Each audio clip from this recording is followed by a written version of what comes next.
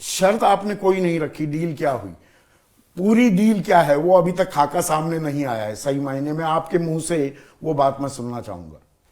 देखिए अब तो बात आ गई, चुनाव दो लोकसभा, चुनाव के संबंधित जो बात है, जो दो सीट शेयरिंग लोकसभा है। बागपत में राजकुमार सांगवान का नाम की घोषणा हो गई, चंदन चौहान बिजनौर से, एमएलसी की बात हो रही है, और एक मंत्री पद उत्तर प्रदेश सरकार में। एमएलसी हम घोषित कर चुके हैं। हाँ, योगेश नरवाल हमारे हाँ, प्रत्याशी हैं।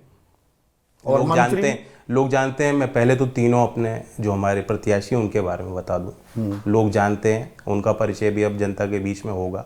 डॉक्टर सांगवान जी ये वो व्यक्ति हैं जो लगभग 40 साल से मेहनत कर रहे हैं पार्टी के लिए, और 1980 में शायद माया त्यागी कांड हुआ था, तब जेल गए थे।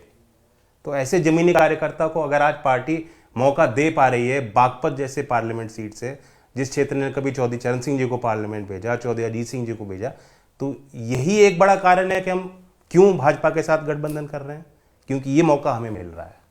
बाकी और फॉर्मूले के और चीजें क्यों नहीं लड़े? 47 साल के, पिछले 47 साल में पहली बार ऐसा है कि चौधरी चरण सिंह के परिवार का कोई सदस्य लोकसभा चुनाव नहीं लड़ेगा। जब डर गए जयंत? नहीं, बागपत से क्यों नहीं लड़े? इस बार तो चुनाव बहुत आसान है, जब नतीजे खुलेंगे तो आपको पता लग जाएगा।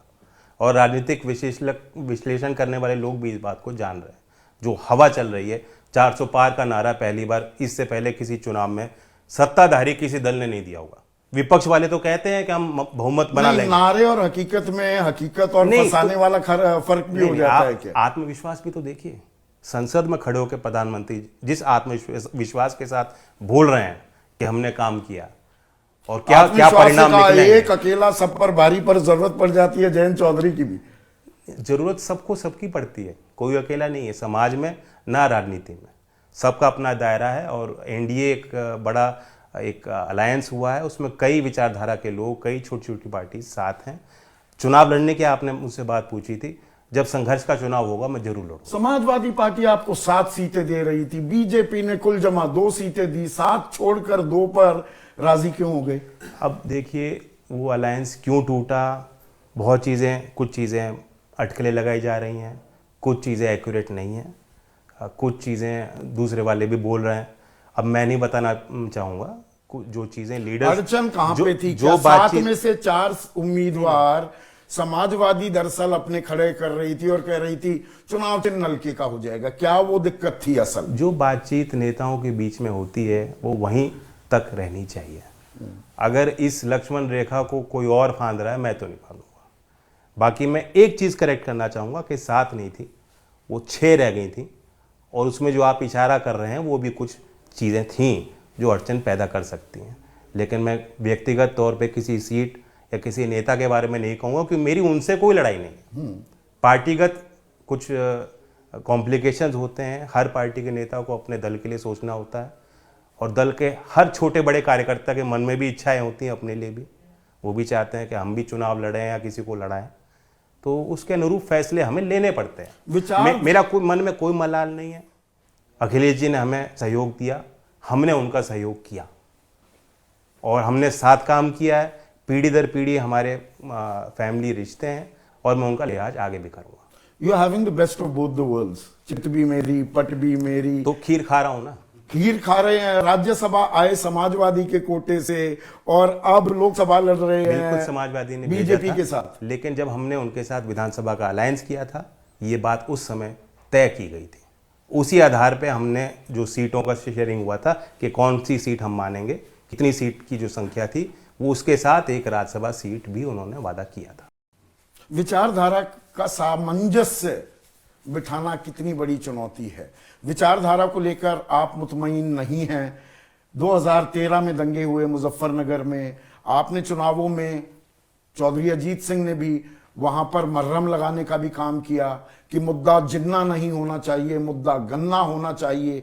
ये बातें जो आपने की थी, क्या अब वो नहीं पुरानी बातें हो गई? अब कोई जिन्ना की चर्चा हो रही है क्या? 80-20 तो सीधा कहते हैं। कहीं दंगा का माहौल है क्या उत्तर प्रदेश में? योगी आदित्यनाथ तो कहते हैं 80-20 की लड़ाई है। कहीं दंगा का माहौल उत्तर प्रदेश में नहीं बनेगा।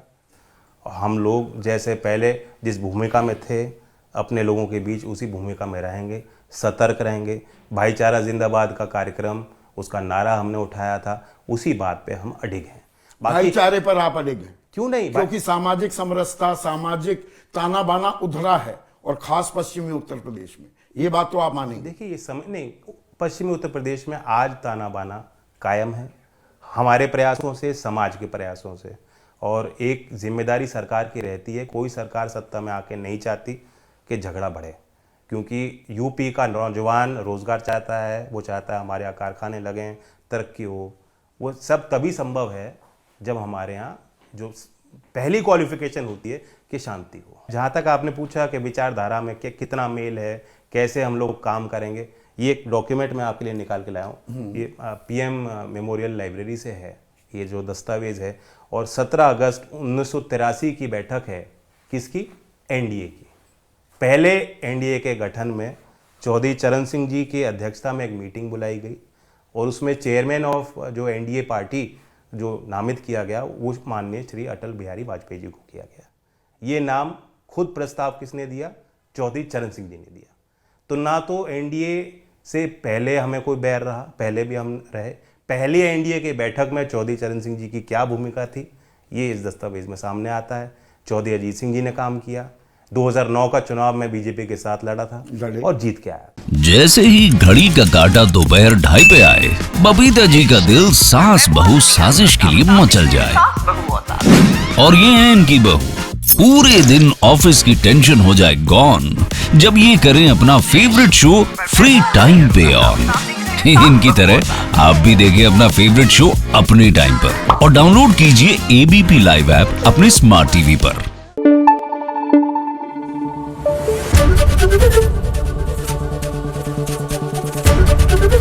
एबीपी न्यूज आपको रखे आगे।